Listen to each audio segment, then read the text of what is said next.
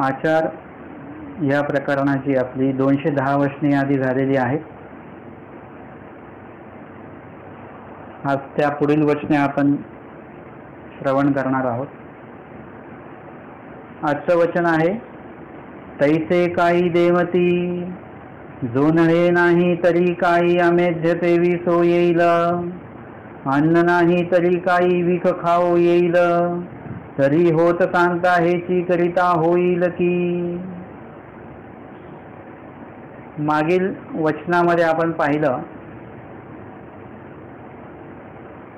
हेही वरी होवेल पोरा जीवाची.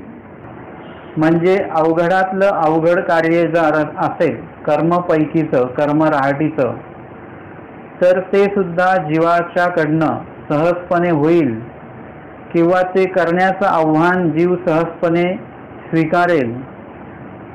जरी त्याच्यामध्ये कष्ट असतील, त्याच्यामध्ये जर का जीव जाण्याचा धोका जरी असेल, तरी जीव ते अवघड कार्य स्वीकारेल. परी येथूनही म्हणितले ते न होवे, परंतु जीवाने जर का परमेश्वराचं ऐकण्याचं जरी ठरवलं तरी सुद्धा ते त्याच्याकडनं ती क्रिया होत नाही. जरी ठरवलं की आपण ईश्वराने सांगितलेलं आजपासून करायचं, परंतु स्वामी सांगतात येथूनही म्हणितले ते न होवे. आपण ते ईश्वराने सांगितलेलं कार्य आपण नाही करू शकत, किंवा ईश्वराने सांगितल्या पद्धतीने आपण ते कार्य नाही करू शकत. म्हणजे आपण नामस्मरण तर करतोच, पण कशासाठी करतो? प्रापंचिक दृष्टपर हेतू कारणे आपण नामस्मरण करतो. आणि देवाने सांगितलं की अदृष्टपरासाठी नामस्मरण केलं पाहिजे. म्हणजे नामे, वेद, बोध, अनुसरण, स्मरण हे सगळं अदृष्टपर आहे. विघ्न परमेश्वर हरतात. म्हणजे कोणाचे विघ्न हरतात? जो तुमच्या दैवपैकीचे जे काही विघ्न असतील, दैवपैकीच्या मार्गातले जे काही विघ्न असतील ते त्यातनं हरतात. आणि त्या सगळ्यातनं रस्ता काढून, म्हणजे ज्या नामापासनं वेदाची सुरुवात झालेली आहे त्याच नामापासनं पुढचा टप्पा बोध होतो, स्मरण होतं, अनुसरण होतं. आणि असं होता होता ते नाम तुम्हाला कुठे घेऊन जातं? प्राप्तीपर्यंत घेऊन जातं. म्हणजे हा जर का तुम्ही थोडा बारकाईने विचार जर का केला, याच्यावर चिंतन केलं, तर नामाच्या 10 ठाय जे आहेत ते दैवपैकीच्या मार्गाचे सगळे जे काही मुख्य मुद्दे जे आहेत ते त्याच्यामध्ये सांगितलेले आहेत. की नामाने तुमचे प्राप्तीमधले जे काही अडथळे असतील ते नासणार आहेत. नुसतं नाम घेतल्याने कधीच प्राप्ती होणार नाही. नाम घेतल्याने तुम्हाला आधी वेद होणार, म्हणजे आवडी निर्माण होणार. जसं भटोबासांना वेद निर्माण झाला. प्रथम जेव्हा स्वामींचं नाव त्यांनी ऐकलं दादोसांच्या मुखातनं, आणि त्यांना नाम ऐकलं ऐकलं वेद झाला. नंतर मग पुढच्या टप्प्यामध्ये त्यांना बोध झाला संगमेश्वरला. मग नंतर अनुसरण घडलं खडकुलीला. म्हणजे हा जो क्रम आहे, हा क्रम आहे पूर्ण. पडते आकाश धरी, म्हणजे त्यांच्यावर जे काही संकट असतील ते स्वामींनी हरत. येते विघ्न सारी, येणारे सगळे विघ्न जे आहेत भटोबासांच्या मार्गातले ते सगळे स्वामींनी हरून टाकलेले आहेत. आणि नाम साह्य ते करी, म्हणजे ते जेव्हा विधीसाठी उभे राहिले, भर तापामध्ये जेव्हा नेवाशाला निघाले सेवा दास्यासाठी, त्यावेळेस काय झालं? साह्य ते करी, नामाने साह्य केलं. ते म्हणतात जीजी हे मला कळणारच नाही कशाचं काय घ्यायचं, किती घ्यायचं. ते म्हणाले की स्वामी सांगतात की तुम्ही फक्त त्या वस्तूजवळ उभे राहिले की तुम्हाला लगेच पुरेल की ही वस्तू घ्यायची आणि किती घ्यायची आहे. म्हणजे नाम साह्य ते करी, देवाला आठवतच गेले आहेत ना ते. आणि नाम प्राप्ती ते करी, म्हणजे नाम त्यांना सगळ्या गोष्टी तर प्राप्त करून देतातच आहे नामामुळे, परंतु मुख्यत्वे ईश्वर प्राप्ती त्यांना नामामुळेच झालेली आहे. म्हणजे हा क्रम तिथून चालू झाला, इथपर्यंत आलेला आहे. म्हणजे दैवपैकीचे जे कार्य आहे त्याच्यामध्ये जर का आपण नाम घेतलं तर त्याच्यासाठी नाम उपयोगी पडणार आहे तुम्हाला. तुम्ही म्हटलं एखाद्याचं वाटोळं होऊ दे म्हणून तुम्ही नामस्मरण केलं तर तिथे नामस्मरण काही उपयोगाचं पडणार नाही. एखादी वाईट क्रिया करण्यासाठी म्हणून तुम्ही नामस्मरण केलं तर तिथे ते नामस्मरण उपयोगी पडणार नाही. तुम्ही चोरी केलेली आणि ती लपवण्यासाठी लपावी, लोकांना कळू नये म्हणून तुम्ही नामस्मरण केलं, तर त्याच्याने ते नामस्मरण तिथे तुम्हाला उपयोगी पडणार नाही. नामस्मरण हे दैवापैकीच्याच कार्याला उपयोगी पडतं, हे मुख्यत्वे सगळ्यांनी लक्षात घेतलं पाहिजे. अदृष्टपर क्रियार्थी नामस्मरण उपयोगी पडतं. आपल्याला दृष्टपर क्रियार्थी नामस्मरण करण्याची सवय लागलेली आहे. आपण फक्त त्या लीळा ऐकत राहतो कनाशीच्या ब्राह्मणाच्या. परंतु एकदा सोपवून दिलं, वटोपासांनी सोपवून दिलं. सांडव्याची लीळा आपण अनेक वेळा ऐकली. त्याच्यामध्ये ते म्हणतात की करता करवी ते कोणी आहेत, आपल्याला फक्त होला हो बोलायचं आणि ते कार्य करायचं आहे. करते करवी ते कुणी आणिकच आहेत. म्हणजे हे सोपवून देणं जे आहे. भट्टोबासांना स्वामी जेव्हा बोलले की बाबा बघा आम्ही पाठवल्याशिवाय जाता येणार नाही, मग तेव्हा त्यांना त्यांच्या पत्नीचा आणि मुलांचा आणि आईचा आणि बहिणीचा विचार नसेल आला का? त्यांना आला ना विचार. परंतु त्यांनी काय केलं? सोपवून दिलं. जे व्हायचं ते होऊ द्या. आता सोपवून देता आलं पाहिजे. आणि म्हणून दृष्टपर क्रियार्थी भट्टोबासांनी पण कुठे स्मरण केलेलं नाहीये. दृष्टपर क्रियार्थी कधी स्मरण करायचं नसतंच. यामध्ये काय आहे? एक प्रकारे नामाचा तो अपमान आहे किंवा परमेश्वर त्याच्यासाठी उदास होऊ शकतात. आता समजा एखादी गोष्ट जी आहे की जी गोष्ट तुम्हाला भेटावी अमक्या व्यक्तीकडनं असं तुम्हाला वाटत असेल आणि त्या व्यक्तीने ती वस्तू दुसऱ्याला दिली, दुसऱ्याच्या उपयोगी नेली, तर तुम्हाला वाईट वाटेल की नाही? म्हणजे हे ते मला दिलं पाहिजे होतं, त्यांनी मला ते सन्मान दिला गेला पाहिजे होता किंवा मला ते वस्तू दिल्या गेली पाहिजे होती, पण त्यांनी त्यांना दिली. साहजिकच आहे. तर मग तशी परमेश्वराला पण येते की हे नाम जे आहे ते आमचं नाम आहे आणि ते आमच्यापर्यंत पोहोचण्यासाठी म्हणून ते उपयोगी येणार आहे, म्हणून ते आम्ही त्यांना दिलेलं आहे. परंतु ते काय करतात? त्या नामाचा भलताच उपयोग करतायत. थोडक्यात म्हणजे तुम्ही एखादा व्यक्ती तुमच्याकडे रडत पडत आला, त्याच्याला कर्ज पाहिजे, त्याला 5,000 रुपये पाहिजेत मला कसंही करून, मला अजिबात आमच्याकडे घरी खायला काय नाही वगैरे म्हणून त्याने रडून पडून तुमच्याकडनं पैसे घेतले आणि नंतर तुम्ही बघितलं की ते लोक फिरायला गेलेत कुठेतरी थंड हवेच्या ठिकाणी. तुम्हाला राग येईल की नाही? की आम्ही जे पैसे दिले ते कशासाठी दिले? त्याच्या एकंदरीत उदरनिर्वाहासाठी म्हणून दिले आणि ते लोक तर एवढे रडत पडत होते आणि आता तर ते फिरायला गेले. म्हणजे ते पैसे त्यांनी दुसरीकडेच उपयोगी लावले. आपल्याला राग येईल की नाही येईल सांगा? पैसे तर तो देणारच आहे आपल्याला. आता त्या पैशाचं त्यांनी काहीही करावं, तो स्वतंत्र आहे की नाही? परंतु आपल्याला वाईट वाटतं की नाही की मागितले कशासाठी आणि उपयोग काय केले पैशाचे? तसं आपण नाम घेतो कशासाठी?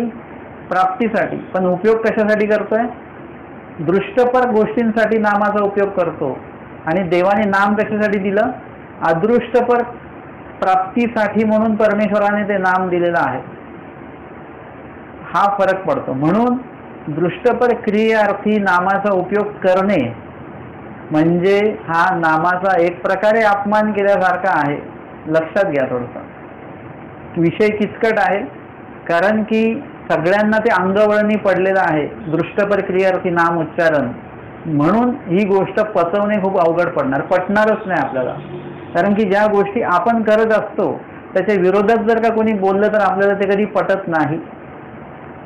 कोणाला जर का म्हटलं ना की बाबा, म्हणजे कोणी जर का दही आणि खीर जर का सोबत खाणारे लोक असतात बरं का. आता त्यांना जर का तुम्ही म्हटलं ना खीर आणि हे एकत्र खाऊ नये, तर त्याला ते पटणार नाही. कारण की तो म्हणतो आम्ही किती दिवसाचं खातोय, आम्हाला काय होत नाही. त्याला ते पटणारच नाही. लक्षात घ्या. तुम्ही जी क्रिया करत असता, तुम्ही जी चूक करत असता, त्या चुकीबद्दल तुम्हाला कोणी सांगितलं तर ती चूक आपल्याला कधीच पटत नसते. तुम्ही म्हणता काय नाही होत आम्हाला.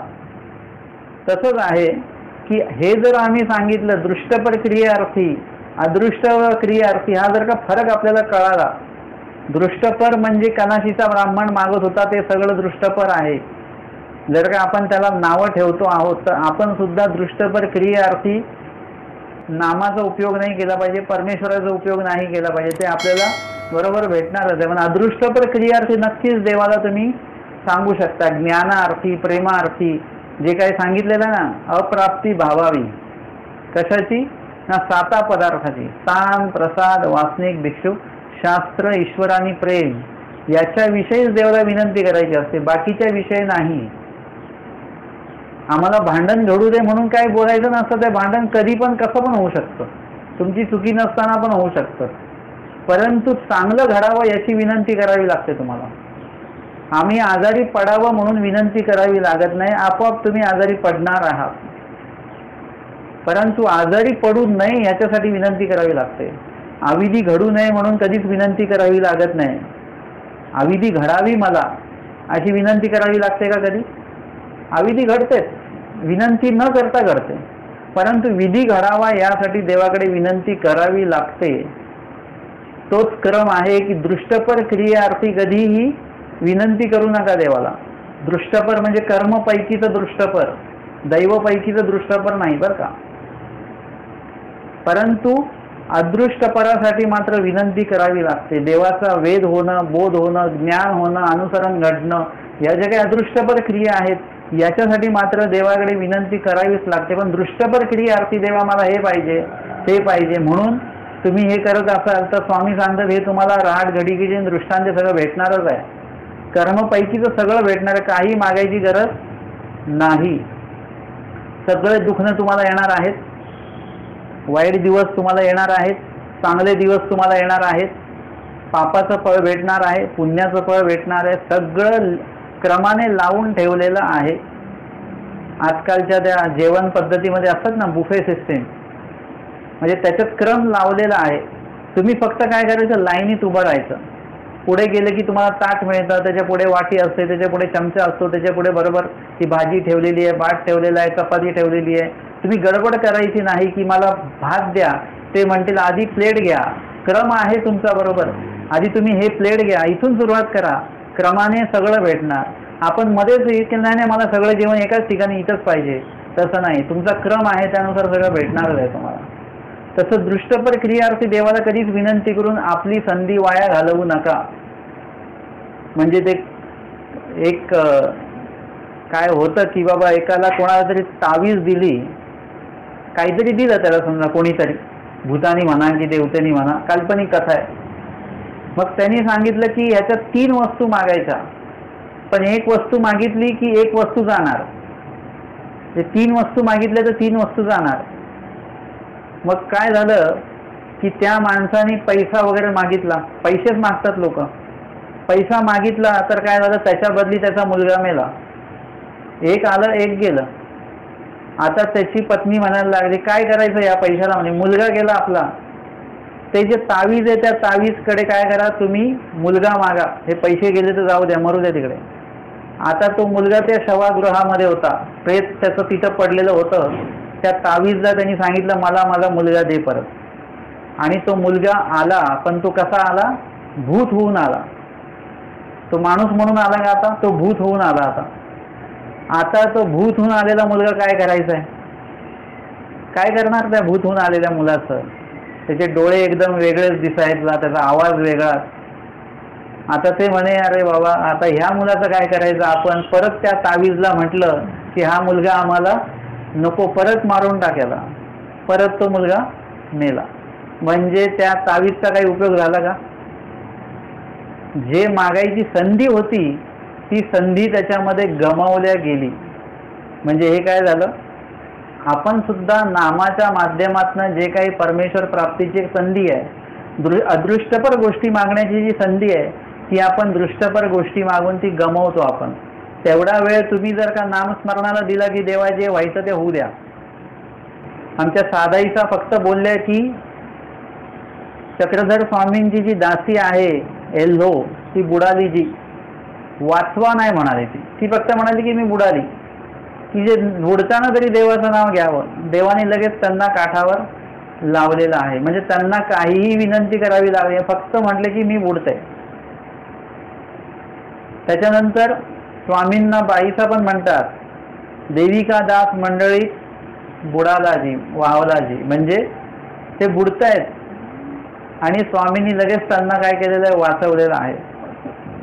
म्हणजे तुम्ही जर का अदृष्टपर अर्थी जर का कुठली क्रिया करत आहात तर तिथे तुम्हाला वेगळी विनंती देवाला करायची गरज नाही की आज भिक्षा चांगली मिळू दे, काही गरज नाही आहे. बरोबर भिक्षा तुम्हाला मिळणार. माहीमभटांना प्रथम भेटीतच पहिल्याच भिक्षेच्या दिवशी पहिलीच भिक्षा मागितली आणि पूर्ण पंचपक्वानांचं ताट वाढलं गेलं, मागायची गरज पडली नाही. त्याच्यानंतर डोमेग्रामचीच लीळा आहे. ती बाई पाण्यावरून चालत येते, स्वामी शिन्नस्थळीला बसलेले आहेत आणि भक्तजन म्हणतात की बाबा ती भर एवढ्या त्या पुरातनं येते. स्वामी देठीच्या दर्शनाशी जर का ते साडा जर का येत आहेत येते नेनो कोणाची तारेल. त्यांना काहीही त्या बाईनी काही विनंती केली का मला बुडू देऊ नका? ती त्या वेधाने चालत आली परमेश्वराने. म्हणजे कुठे चालत आली? अदृष्टाकडे चालत आली. ते परमेश्वराकडे चालत आली. अदृष्टासाठी जेव्हा तुम्ही कुठली क्रिया करता तर देवाला कुठल्याही प्रकारची तुम्हाला विनंती करायची गरज नाही की देवा आम्हाला कष्ट होऊ देऊ नका. उलट कष्ट होणं जास्त अभिप्रेत असतं. सेवादास्य हे जास्त कष्टप्रद असलं तेवढं चांगलं असतं. जाणकार व्यक्तीला उलट बरं वाटतं की आज खूप चांगला व्यापार झाला, आज चांगली सेवा झाली, कष्टप्रद सेवा झाली. जर का एखाद्याला म्हटलं, जाणकार व्यक्तीला म्हटलं एक तर नोटा मोजायची सेवा आहे किंवा तिथे माती व्हायची सेवा आहे, कुठली घेता? आपण असलं तर आपण काय म्हणू? नोटा मोजायची सेवा द्या, म्हणजे ऊन एवढं आहे बाहेर वगैरे. परंतु जाणकार व्यक्ती जर का असेल, ज्याला माहिती आहे की सेवा केल्याने कर्मनाश होतो हे ज्यांना माहिती आहे, किंवा ज्यांना विधी सेवा दासाची आवड आहे, ती व्यक्ती नोटा मोजण्याची सेवा कधी घेणार नाही. ती माती वाहण्याचीच सेवा ते घेणार. आणि जो दृष्ट अर्थी जो आहे एकाईसासारखा, त्यांना स्वामी म्हणतात जर का आम्ही तुम्हाला दगड माती जर का व्हायला लावली तर वानरेश दगड माती तुम्हाला व्हायला लावतील. ते म्हणे त्यावेळीच मी सेजा गावी असेन, अशी काही कामं निघाली की मी दुसऱ्या गावाला निघून जात जाईल.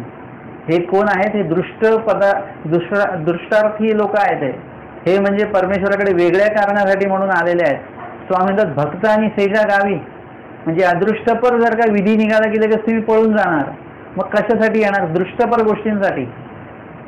पोथी असेल, प्रवचन असेल तर अदृश्य, आणि पंक्तीला बरोबर प्रगट होणं म्हणजे आपण नेमकं काय सांगतोय, दृष्टपर की अदृष्टपर? असं होतं की नाही? कार्यक्रम असतो, कुठेही कार्यक्रम असला की लोक म्हणतात अहो 500 लोकांचं जेवण बनवलं, 200 लोक पण आले नाही. म्हणजे जाणकार लोक असतात ते म्हणतात घाबरू नका, अजून जेवणाची वेळ व्हायची आहे. तुम्ही बघा जेवणाच्या वेळेत बरोबर लोक येतील आणि तिथे 500 लोकांचं जेवण असतं, 700 लोक हजर होतात तिथे. म्हणजे लोक दृष्टपर गोष्टींसाठी बरोबर उपस्थित होतात.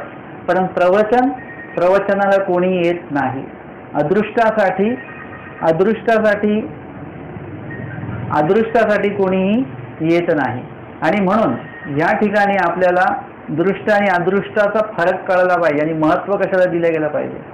प्रापंचिक लोक आहेत, कार्यक्रमाच्या ठिकाणी जेवायच्या वेळेला जर का पोचत असतील तर रोज घरी जेवण मिळतच आहे ना. असं काय आहे की मिळत नाही जेवण आणि हे कार्यक्रमातच जेवण मिळतं आपल्याला? जे रोज मिळतं आहे ते जेवणासाठी, त्यासाठी आपण बरोबर पोचतोय. पण जे रोज नाही मिळत, प्रवचन आपल्याला, ज्ञान आपल्याला नाही मिळत, मग त्याच्यासाठी आपण पोचलं पाहिजे, त्या रोज मिळतं त्याच्यासाठी पोचलं पाहिजे. हीच गोष्ट लक्षात आली पाहिजे. म्हणजे अदृष्टपर गोष्टींसाठी बरोबर पोचता आलं पाहिजे. दृष्टपर अर्थी नाही पोचलं तर उत्तम. जाणकार व्यक्ती दृष्टपर वस्तू संपेची वाट बघतो. आमचे स्वामी सांगतात तिसरा पहारी भिक्षा कीजे किंवा पाठी भिक्षे जाय तो विरक्त. म्हणजे सगळ्यांची भिक्षा मागून होऊ द्या, मग आपण जाऊ सगळ्यांच्या पाठी. का?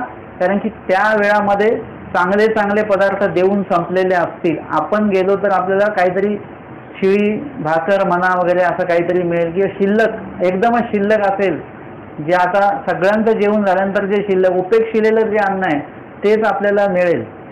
म्हणजे बघा, अदृष्टपर मिळवण्यासाठी दृष्टपराचा त्याग. स्वामी सांगतात दृष्टे अदृष्ट न सदे. दृष्टपर गोष्टींसाठी जर का तुम्ही काही विधी करत असाल तर त्याच्याने अदृष्टपर परमेश्वर भेटणार नाही. लिळाप्रमाणे आपल्याकडे कोणाची निळभट्ट भांडारेकरांना स्वामी सांगतात तुम्ही जर का असं भविष्य सांगायला लागले, ज्योतिष सांगायला लागले तर तुम्हाला मान सन्मान दृष्टपर सगळं मिळेल, परंतु अदृष्टपर आम्ही जे आहोत ते मिळणार. स्पष्ट सांगितलंय, मिळणार नाही. परमेश्वर भेटणार नाही आपल्याला. आपल्याला अदृष्टपर पाहिजे. दृष्टपर तर रोज भेटत आहे. आपल्याला जेवढं काही आजारपणा आहेत ते दृष्टपरामुळेच आहेत. लोकांची शुगर कोणाची वाढते? ज्यांचे परिवार आहेत त्यांची शुगर वाढते. जो माणूस एकटा आहे त्याची शुगर नाही वाढणार. जो एकटा आहे, स्वयंभू, एकला विजया स्वामींनी सांगितलं, तसा जो कोणी आहे त्याची शुगर कधीच वाढणार नाही. त्याला टेन्शनच नाही राहणार काय. म्हणजे दृष्टपर गोष्टी आल्या की तिथे सगळ्याच गोष्टी समस्या तिथे उभे राहतात. तुम्ही महिला वर्ग बघा असतो, घरी एकटाच आहे. घरी एकटा जर का असेल महिला वर्ग तर त्यांना जेवणाचं काही टेन्शन नसतं. ते काही इथे म्हणतात आज जेवण, कोणी विचारतं आज काही जेवण बनवायचं ना, आज आम्ही एकट्याचे घरी. परंतु जर का घरी मुलं असतील तर मग तुम्हाला टेन्शन सुरू होतं. म्हणजे दृष्टपर असेल की तिथे सगळे एक कष्ट चालू होतात. परंतु अदृष्ट जे आहे, दृष्टपरासाठी तर तुम्ही रोजच कष्ट घेतायत, परंतु अदृष्टपरासाठी पण कधीतरी आपण कष्ट घेतले पाहिजेत. आणि म्हणून या ठिकाणी आपण बघतोय की नाम साधना जी आहे ती अदृष्टपरासाठी म्हणून करायची ती साधना आहे. आपण त्या पद्धतीने ती केल्या गेली पाहिजे आपल्याकडनं. परंतु स्वामी सांगतात, पोराजीवासी येथोनी म्हणितले ते न होवे. मागच्याच वचनाचं विश्लेषण चालू आहे आता. येथोनी म्हटले ते न होवे म्हणजे आपण बघत होतो की सुरुवात कुठे झालेली आपली, की जीव जो आहे दृष्टपर गोष्टींसाठी परमेश्वराच्या नामाचं स्मरण करू शकतो, परंतु प्राप्तीसाठी म्हणून स्मरण नाही करू शकत. आपण दृष्टपर गोष्टींसाठी विडे ठेवतो आणि स्मरण करत असतो. मला अनेक लोक बोलले की तुम्ही काही असं संकट असेल वगैरे तर मला सांगितलं बरं का लोकांनी, तुम्ही काय करा अंबाळीला स्मरणाला जा, तिकडे गेले की सगळे प्रॉब्लेम सॉल्व्ह होतात. म्हटलं कुठले प्रॉब्लेम सॉल्व्ह होणार आहेत? आमचे स्वामी उत्तर दिशेला गेलेले, तो प्रॉब्लेम सॉल्व्ह होणार आहे का? की ते स्मरण केल्याने लगेच येतील, 8व्या दिवशी स्मरण केलं, उपार केला की लगेच 9व्या दिवशी स्वामी हजर पाहिजेत, असं होईल का? दृष्टपर प्रॉब्लेम सॉल्व्ह होणारच आहेत, पण त्याच्यासाठी मला नामस्मरण नाही करायचं. म्हटलं मी स्वतः म्हणजे तो प्रयत्न असतो माझा की दृष्टपर गोष्टींसाठी देवाचं नाव कधीच मी घेत नाही. घ्यायचं तर फक्त अदृष्टपर म्हणजे परमेश्वर ज्ञानासाठी, परमेश्वर सेवादास्य मिळावं, परमेश्वराचं अनुसरण, परमेश्वराचं स्मरण आणि परमेश्वराची प्राप्ती, एवढ्यासाठीच आपल्याला नामस्मरण करायचं आहे परमेश्वराचं. मी सांगितलं की दृष्टपर गोष्टींसाठी मी नामस्मरण करणार नाही. करायचंच आहे, अंबाळीला जाऊ, परंतु तिथे स्मरण कसं करायचं का? म्हणून तिकडे शांतता आहे. आपण आपल्या ह्या गोतावळ्यातनं बाहेर पडून कुठेतरी लांब जायचं आणि तिथे एकांतात स्मरण करायचं का? इथे स्मरण साधतं नाही साधतं म्हणून तिकडे जाऊन करायचं, म्हणून तुम्ही करा. परंतु स्मरण कसं करा? निर्हेतुक, ईश्वर प्राप्ती व्यतिरिक्त कुठलाच हेतू तुमच्या त्या स्मरणामध्ये असता कामा नये. परंतु स्वामी सांगतात येथून म्हणितले ते न होवे म्हणजे देवानी जर का सांगितलं की ईश्वर प्राप्तीसाठी म्हणून नामस्मरण करा तर ते जीवाकडनं एक गाठी सुद्धा होणार नाही. परंतु जर का सांगितलं की जर का तुम्ही एवढं लक्ष जाप्य केलं तर तुम्हाला नोकरी मिळेल, लगेच आपण स्मरण करू, तुम्हाला पैसे मिळतील, लगेच आपण स्मरण करू. पण कोणी सांगितलं की लक्ष जाप्य केल्याने परमेश्वर भेटणार आहेत तर कोणी करणार नाही. बघा, स्मरण करणाऱ्यांची थोडंसं मुलाखत घ्या कधीतरी तुम्ही, तुम्हाला एक कारणच मिळतील, ह्याच्यासाठी स्मरण चालू आहे, त्याच्यासाठी स्मरण चालू आहे. निर्हेतुक स्मरण हा प्रकार होत नाही. तर आजच्या वचनामध्ये आपण बघतो आहोत, हे तर कालचंच मागचंच वचन आपण घेतलं 210 क्रमांकाचं. आजचं वचन आहे 211 क्रमांकाचं. स्वामींनी जेव्हा सांगितलं भटोबासांना की दुःख करू नका, दुःख केल्याने काय होईल? जर का रडलात तर रडल्याने काय होईल? परमेश्वर भेटणार आहे का? रडल्याने नाही. नुसतं रडल्याने परमेश्वर भेटणार नाही. तेने खडकीची कपाळ घ्या जरी होय तो परमेश्वर कसा होणार आहे? जयापरी व्हावा तयाची परी होईल. म्हणजे ज्या पद्धतीने परमेश्वर प्राप्त होण्याचे उपाय सांगितलेले आहेत ते उपाय केले तरच परमेश्वर प्राप्त होतील, असं मागील वचनामध्ये आपण पाहिलं. आणि हे सगळं निरूपण जेव्हा स्वामींनी केलं त्यावेळेस स्वामींचं ते निरूपण ऐकून देमाईसा तिथे आहेत. देमाईसा म्हणतात, हाजी देव तरी काही से नाही न पविजे, तरी वायाची का शेंदा खावा. म्हणजे त्यांनी हे केलं की जर का देव भेटणारच नाही आहे तर उगाच कशाला शिळपाका अन्न खायचं, आपलं घरी राहायचं, ताजं अन्न खावं, पाहिजे तेवढं तुम्ही तुमच्या स्वेच्छेने विहरण वर्तन करावं, आपल्या स्वातंत्र्याने घरी राहू शकतो, उगाच कशाला मार्गामध्ये राहायचं आणि शिळं खायचं, सेवा कामं करायची. म्हणजे असं असतं बरं का. सांसारिक लोक जर का आश्रमात गेले राहायला, आता ते तिथे गेल्यानंतर म्हणजे सगळेच नाही, परंतु ज्यांना सेवेचं महत्त्व नाही ना त्या लोकांबद्दल, जे अज्ञान लोक आहेत त्यांच्या बाबतीत सांगणं आहे की ते बोलतात की त्यांना जर का आश्रमात गेल्यानंतर काय काम दिलं, सेवा दिली, ते काय म्हणतात, काय घरी पण तर कामच करत होतो आणि इथे पण येऊन कामच करायचं, इथे येऊन आल्याचा उपयोग काय, मग इथे काय आपण आराम करायला आलो का? आराम करायला आलो आपण नाही. मग घरी आपल्याला काम करताना कुठे आपल्याला अडलं नडलं का? काहीच नाही. घरी जे काम सांगितलं नाही तरी आपण ते आवर्जून करत असतो. कर्मपैकीचे काम, दैवपैकीचे कामं असतील ते सांगूनही करायची इच्छा होत नाही. आपल्याला वाटतं घरी पण काम करून इथेही काम करत होतो, त्याच्यापेक्षा मग घरीच राहिलो असतं तर चांगलं असतं. परंतु सेवेचं महत्त्व समजलं नाही. घरी करतो त्याचे कर्म लागतात, इथे केले त्याचे कर्म नाचतात, आहे की नाही? उलट घरी काम करा तुम्ही, कर्म लागतायत, आणि आश्रमात काम करा तुम्ही, त्याला सेवा म्हणतात, तर कर्म नाचतात. अधिकरणाची सेवा करा, कर्म नाचतात. परमेश्वराची सेवा करा, कर्म नाचतात. कर्म लागणं उत्तम की नाचणं उत्तम, पण आपल्याला तेच कळत नाही. अर्थात सगळे असे नसतात. आश्रमामध्ये आम्ही असे पण काही लोक बघितलेले आहेत, ते संसारातून आलेले आहेत पण ते सेवा उत्तम प्रकारे करतात. वयस्कर मंडळी आहेत पण सेवा एकदम चांगल्या पद्धतीने ते करत असतात. महत्व अशा पद्धतीचं असतं. आणि म्हणून इथे देमती जे आहेत त्या देमती म्हणतात की कशाला उगाच वायाची चेंदा खावा, आश्रमात कशाला शिळपाका अन्न खावं. परंतु ज्यांना अध्ययन करायचं आहे, ज्यांना अभ्यास करायचा आहे, त्यांना काय करावं लागेल? आश्रमात राहूनच, तिथलं ते भिक्षान्न खाऊनच, ते काय रेंदा चेंदा जे काय असेल ते शिळं अन्न, हे सगळं ते विधीमध्ये मोडतंय. तुमच्यासाठी ते शिळं अन्न आहे, आम्ही शिळं खाणार नाही, परंतु ते विहित अन्न आहे हे तुम्हाला नंतर हे कळलं पाहिजे. ते शिळं अन्न नाही, ते विहित अन्न आहे. कारण की देवाने सांगितलेलं की रेंद्या चेंद्या दर भरीजे, म्हणजे ते शिळं अन्न जे आहे ते उलट कसं आहे? कर्मनाश करणारं ते अन्न आहे. ताजं अन्न जे आहे ते कसं आहे? कर्म जोडायला लावणारं ते अन्न आहे. म्हणजे हा फरक आहे त्याच्यामध्ये. आणि म्हणून तुम्ही आश्रमात गेल्यानंतर जास्तीत जास्त ताजं अन्न जे आहे ते बाकीच्यांना वाढा, साधू संतांना वाढा. तुम्ही जे आहात तुम्ही शिळं अन्न खाऊ शकता. तर महिला वर्ग असतात आश्रमामध्ये, बहुतांशी असं असतं की सगळ्यात आधी भिक्षुकांकडे पंक्ती होऊन जातात. महिलांकडे तोपर्यंत पाळं होत नाही, जोपर्यंत बाहेरचे जे लोक आहेत भिक्षुक असतील आणि बाहेरून त्यांना सगळ्यांना आधी वाढायचं, म्हणजे इकडे जेवण कमी नाही पडलं पाहिजे. आणि नंतर यांचं आटोपल्यानंतर मग बायांमध्ये पाळं असतं. म्हणजे हे काय आहे? राहिलं शिल्लक तर ठीक आहे, जर का मुख्य पदार्थ संपला तर संपला मग, परंतु तरी सुद्धा ते स्वीकार आहे त्या गोष्टीचा. म्हणजे कोणी तक्रार करत नाही. का नाही करत? कारण की ते आहे भिक्षान्न आहे, त्याचा अपमान नाही करायचा. किंवा जरी आपल्याला हे ताजं अन्न नाही भेटलं, सकाळचंच आपल्याला काहीतरी खावं लागणार, म्हणजे शिळं खावं लागणार आहे, परंतु ते शिळं नसून ते विहित अन्न आहे. म्हणून आश्रमाच्या अन्नाला तर कधी नावं ठेवायची नाही. खरं तर असं आहे की नाव ठेवलंच जात नाही, उलट नाव काढलं जातं की आश्रमातली भाजी.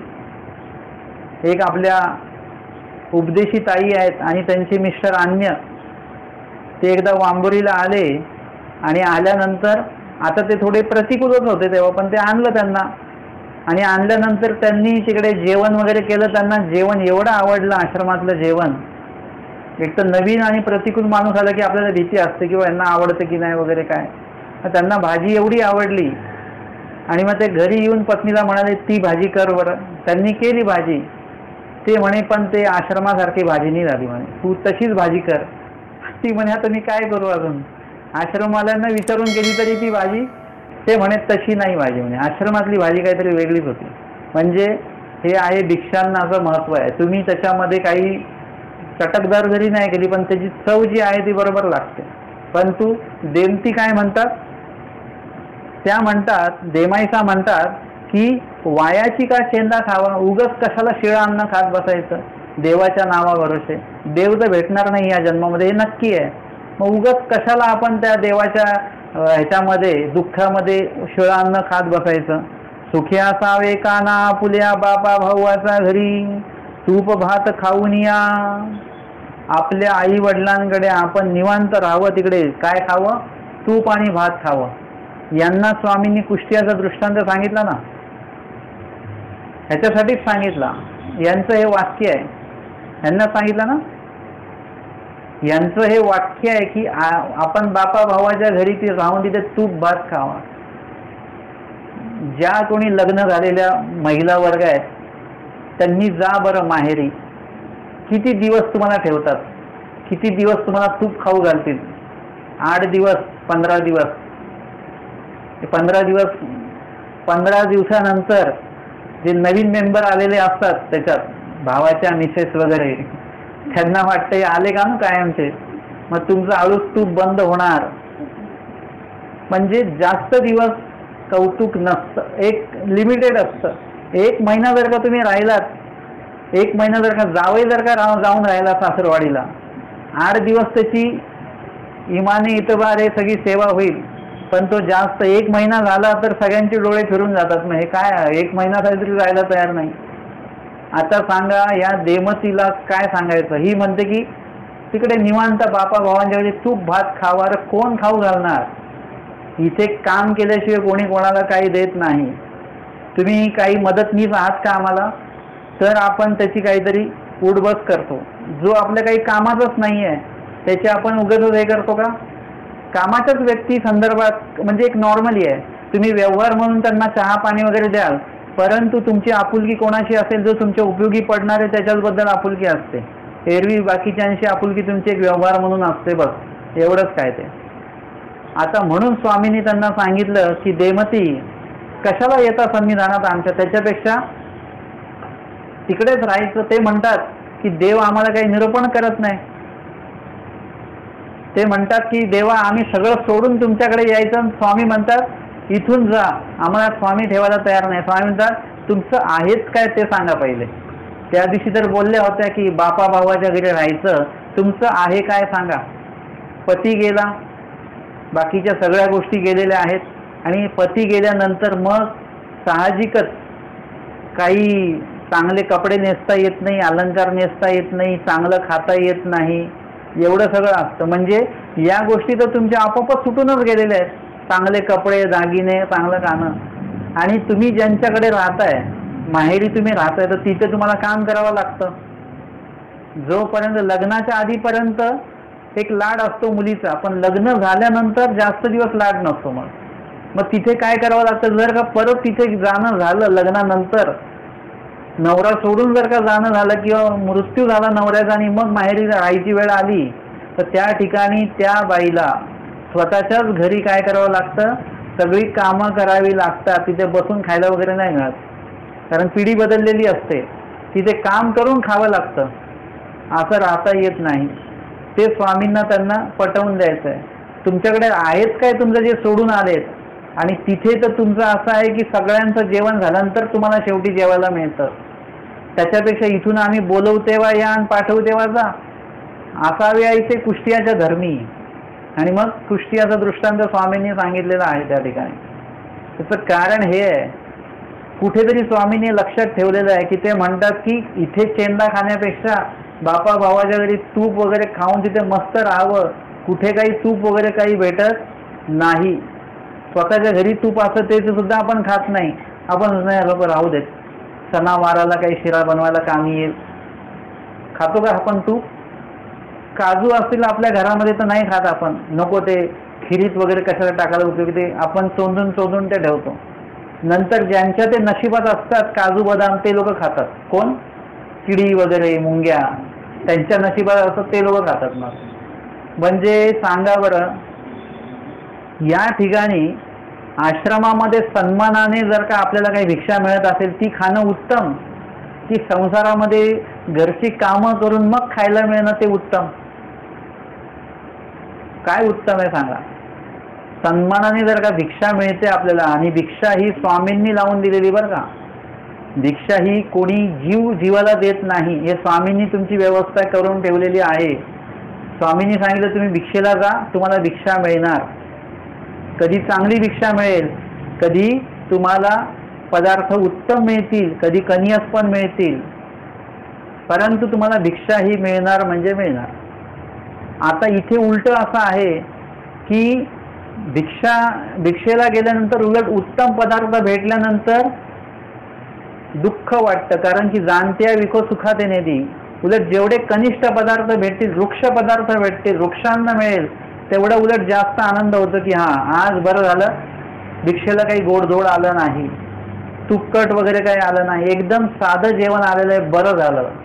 म्हणजे जेवढं पदार्थ नाही भेटतील तेवढं उलट चांगलं वाटतं. जाणकार व्यक्ती जो आहे तो चेंदाच खाणार, तो शिळच खाणार, तो ताज्याच्या मागे पळणार नाही. आणि म्हणून या ठिकाणी त्यांनी जे म्हटलं, सुखे असावे काना आपल्या बापा भाऊचा घरी, तूप भात खाऊन या. म्हणजे यांच्यासाठी तिथे हांडे भरूनच ठेवले तुपाचे की या आणि तूप खा. स्वामी म्हणतात, देमती जोंधळे नाही तरी काही आम्ही तेवी आमेद्य घालू येईल. म्हणजे तुम्हाला असं वाटतं की आता ह्या जन्मात देव भेटणार नाहीये. एकाने तर असं म्हटलं की बाबा देव तर आता या सृष्टीमध्ये भेटणार नाहीच आहे. यांचेच कोणी भाऊबंद असतील, ते म्हणाले की बाबा देव तर आता भेटणार नाहीये आणि कधी ना कधी तर आपला उद्धार होणारच आहे. आपला उद्धार झाल्याशिवाय सृष्टीची ही काय रचना जी हे आहे ते बंद होणार नाही. उद्धारण कार्य बंद होणार आहे का आपला उद्धार झाल्याशिवाय? म्हणजे आपला उद्धार होणार हे नक्कीच आहे. मग आत्ताच अनुसरण घेतलं पाहिजे आणि आत्ताच विधी आचरले पाहिजे. कशासाठी उगाच एवढं? होईल कधीतरी अनुसरण पुढच्या जन्मात, पुढच्या सृष्टीत. म्हणजे किती मोठी तयारी आहे या व्यक्तीची. म्हणजे परमेश्वर प्राप्ती कधी नाही झाली तरी चालेल, प्रपंच प्राप्ती झाली पाहिजे, प्रपंचामध्ये रममान असणं गरजेचं आहे. अशा विचारांचे सुद्धा काही लोक आहेत. तर या ठिकाणी स्वामी सांगतात, जरी तुम्ही म्हणता की या सृष्टीत म्हणजे या जन्मात देव होणार नाहीये, या सृष्टीत देव होणार नाही, जे काय असेल, असं जर का देव होणार नाहीये म्हणून तुम्ही देवाचं काही करायचंच नाही का? देवाने सांगितलेलं करायचंच नाही का काही? जरी आपल्याला कळलं की गाडीची वेळ झालेली आहे, गाडी काय भेटणार नाही, तरी पण लोक जातात ना. बस स्टॉपला जातात की नाही, स्टेशनला जातात की नाही? का? कधी कधी गाडी लेट पण असते, नाही भेटणार देव.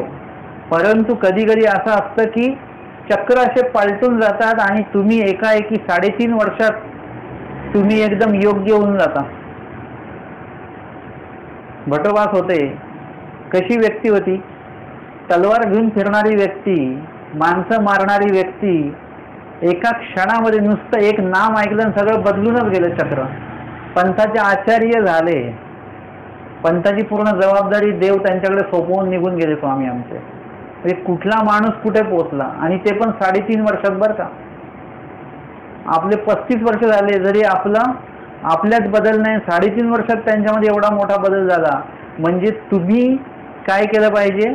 संधी सोडली नाही पाहिजे. काही ना काहीतरी भेटणारच आहे, काही ना काहीतरी भेटणारच आहे. आपल्याला जेव्हा भूक लागते, घरी स्वयंपाक तयार नाही, मग तुम्ही काय करता? घरातले डबे शोधता. मग एखाद्या डब्यामध्ये चिवडा मिळतो, फरसाण मिळतं, तुम्ही काय करता? एक घास खाता, परत डबा बंद करून ठेवून देता. दुसरा डबा काढता, बिस्किट भेटतं, 2 बिस्किटं खात बसता, तो डबा ठेवून देता. तिसरा डबा काढता. आता हे काही जेवण आहे का?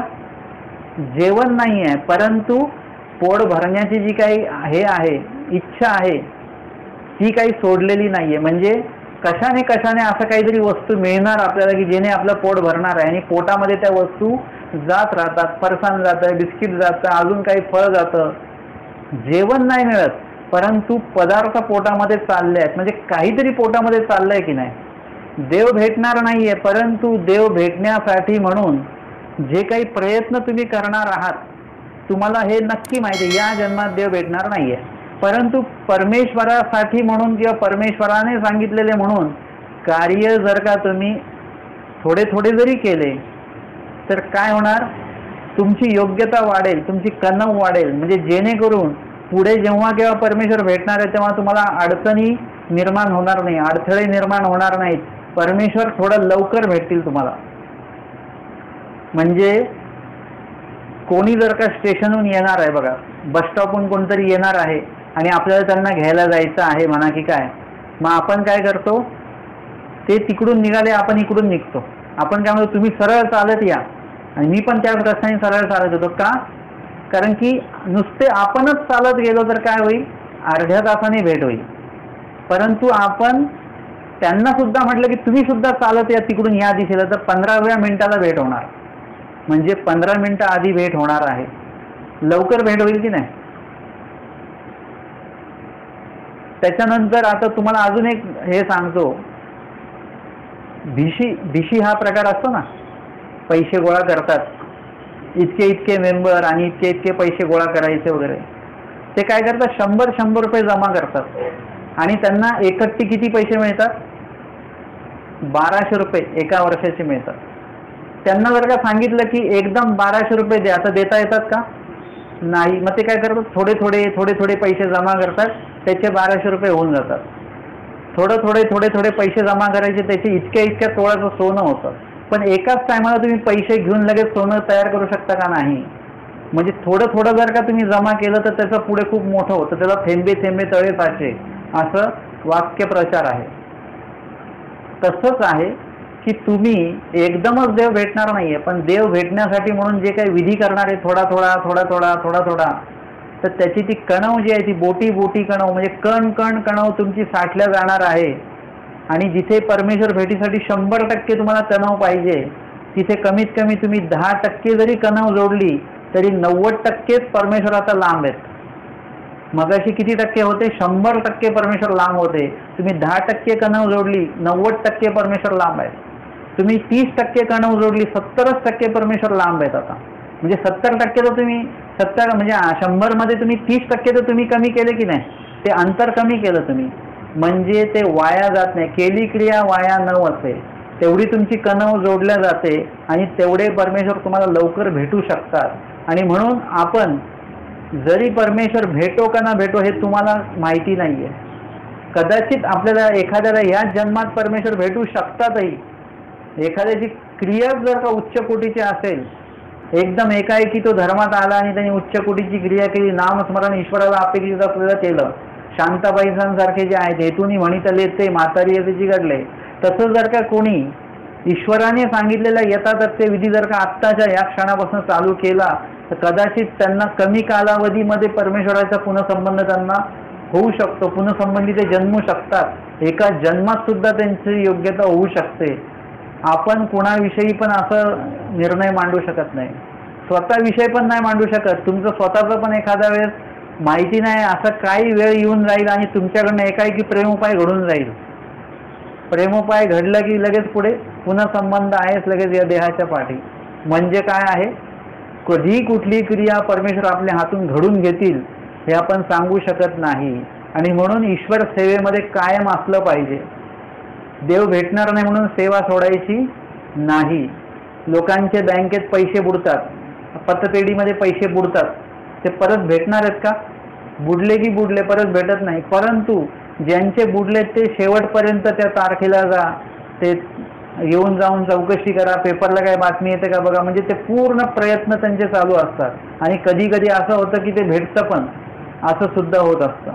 मग स्वामी सांगतात की जर का देव भेटणार नाहीये, मग स्वामी त्याच्यावर उदाहरण सांगतात की देमती जोंधळे नाही तरी काही, पेवी आमेद्य घालू येईल जोंधळे नाही. म्हणजे धान्य जर का नाहीये, तुम्हाला पेरण्यासाठी जे काही बियाणं लागतं किंवा जे काही धान्य वगैरे जे काही लागतं ते जर का तुमच्याकडे नाहीये, शेती तुमच्याकडे भरपूर आहे पण धान्य किंवा ते पेरण्यासाठी जे बीज घ्यायचं आहे ते त्याच्यासाठी तुमच्याकडे पैसे नाहीयेत, आणि ते बीज जर का तुमच्याकडे नाहीये तर तुम्ही तुमच्या शेतामध्ये काय घाण पेरून येता का?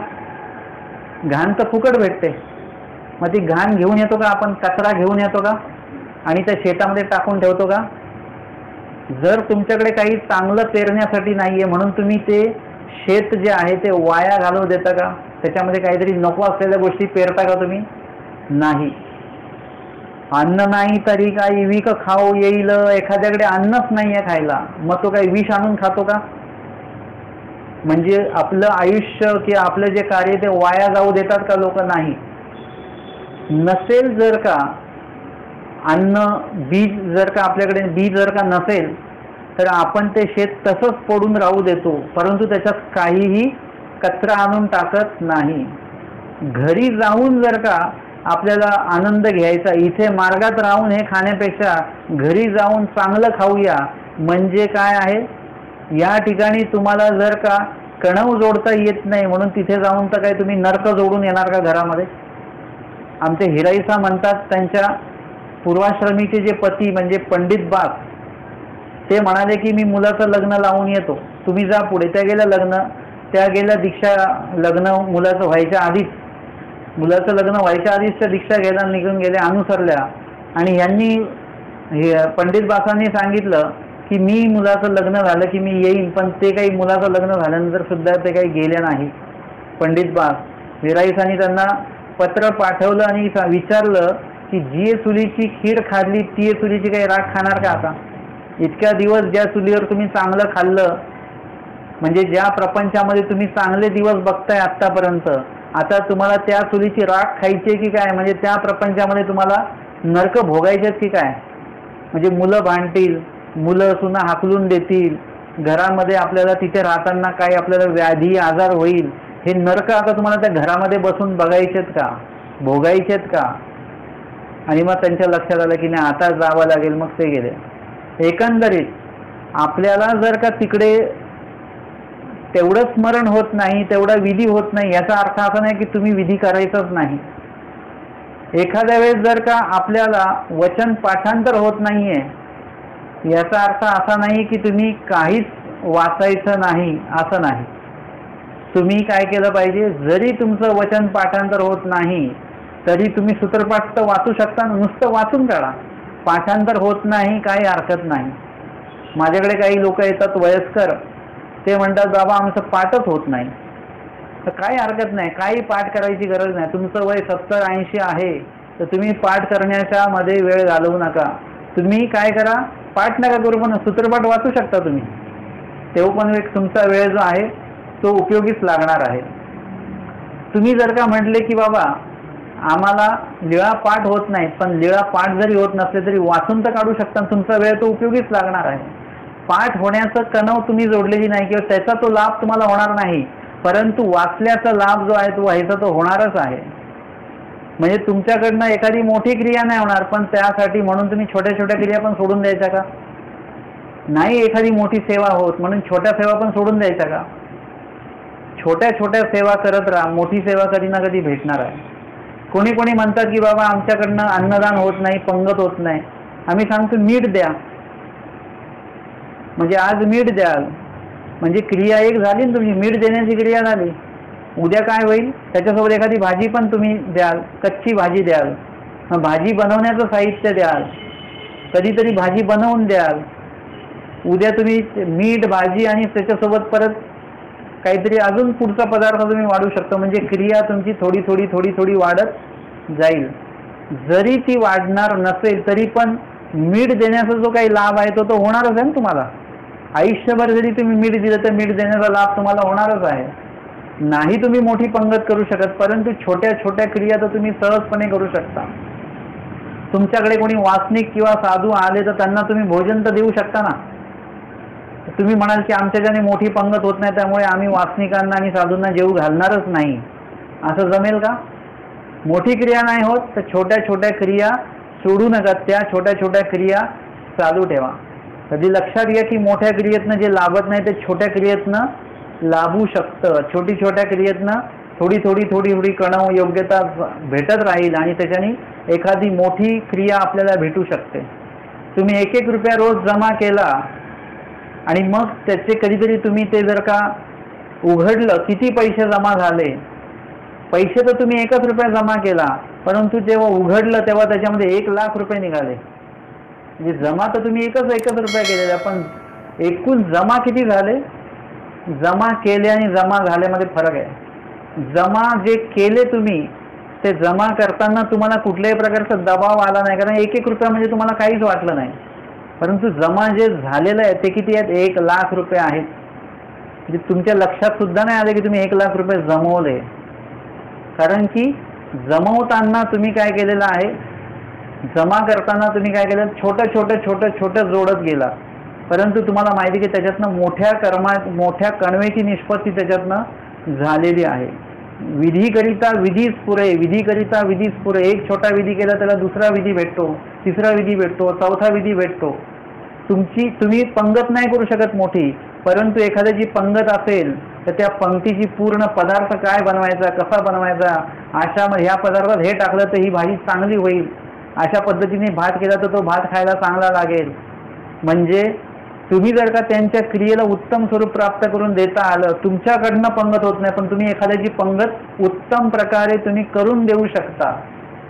म्हणजे काय आहे, तुमच्याच्याने ही क्रिया होत नाही म्हणून तुम्ही बाकीच्या ती क्रिया तुम्ही करायची नाही अशातला भाग नाही. तुम्ही ते चालू ठेवायचं. पाठ नाही झालं तरी वाचन करत राहायचं, लक्षात नाही राहिलं तरी ऐकत राहायचं. हे क्रिया चालू ठेवायच्या. स्वामी सांगतात की बाबा अन्न नाही, बीज नाही म्हणून काही कचरा आणून आपण त्याच्यामध्ये शेतामध्ये पेरणार आहोत का? किंवा अन्न नाही एखाद्याकडे म्हणून तो काही विष आणून खाणार आहे का? नाही. तो अन्न जर नाही भेटला तर तो विष पण खाणार नाही. पेरायला बीज नसेल तर तो कचरा आणून त्याच्यामध्ये तो काही पेरणार नाही. तो भले तर तसा रिकामा राहू देईल, पण त्याच्यामध्ये तो घाण पेरणार नाही किंवा विष खाणार नाही. तैसे स्वामी सांगतात तरी होत सांगता हेची करिता होईल की. म्हणजे थोडी क्रिया जर का तुम्ही करत राहिलात तर तुम्हाला काय होणार आहे, हळूहळू बोटी योग्यता तुम्हाला साठेल आणि एखादी मोठ्या क्रियेचा लाभ तुम्हाला त्याच्यातनं भेटू शकतो. म्हणून तुम्ही छोट्या क्रियेला महत्त्व देऊ नये असं नाही बरं का. महत्त्व देत नाहीत लोक छोट्या क्रियेला, तर असं होता कामा नये. छोट्या क्रियांना, छोट्या विधींना सुद्धा महत्त्व द्या. जरी परमेश्वर होतील नाही होतील, आपल्याला प्राप्त होतील नाही होतील, परंतु तरीही परमेश्वर प्राप्त होण्यासाठी म्हणून आत्तापासूनच विधी आपले चालू ठेवा. परमेश्वराला भेट द्यायची की नाही द्यायची हा सर्वस्वी त्यांचा कळ आहे. त्यांची जर का प्रवृत्ती झाली तर याच जन्मात तुम्हाला भेटतील परमेश्वर. प्रवृत्ती झाली तर पुनःसंबंध देतील लगेच. प्रवृत्ती झाली तर लगेच अनुसरण घडवतील. काहीही करू शकतात. परमेश्वराची प्रवृत्ती होणं गरजेचं आहे. आणि परमेश्वराची प्रवृत्ती तेव्हाच होईल जेव्हा तुम्ही ईश्वराने म्हटलेलं कार्य करण्याची धडपड तुमची चालू असेल. तुमच्याकडनं ते विधी होणार नाहीत बरोबर, पण तुमची धडपड चालू आहे. माझ्याच्याने स्मरण झालं पाहिजे, माझ्याच्याने लीळा चिंतन झालं पाहिजे, म्हणून तुमची धडपड चालू आहे, तुमची तळमळ चालू आहे. तर तळमळीत जन्माते धाडीचे अशी परमेश्वर आपले प्रेम देते. काहीच करायचं नाही, फक्त तळमळ करायची, प्रयत्न करायचे. त्याच्याने लगेच काय होतं, प्रेम होऊ शकतं. त्याच्याने परमेश्वराचा जो काही भेट आहे तो भेट परमेश्वराची त्याच्यामुळे होऊ शकते. म्हणजे बघा, नुसत्या तळमळीने सुद्धा एवढं परमेश्वर देतात आपल्याला. आणि म्हणून आपली वेळ जी आहे ती जायच्या आधीच आपण काय केलं, ती वेळ उपयोगी लावली पाहिजे. कशी उपयोगी लावली पाहिजे? ईश्वर विहित विधी जे आहेत ते आपण आवडीने ते केले पाहिजेत. आणि ते विधी करत असताना परमेश्वर प्राप्ती एवढाच एक हेतू त्याच्यामध्ये आपण ठेवला पाहिजे. इतर कुठलाही हेतू आपण आपल्या मनामध्ये ठेवता कामा नये. तर आजच्या या सत्रामध्ये आपण या ठिकाणी आचार या प्रकरणाचं 211 जे वचन आहे त्या वचनावर आपण आज या ठिकाणी श्रवण आणि चिंतन केलेलं आहे. दंडवत हो.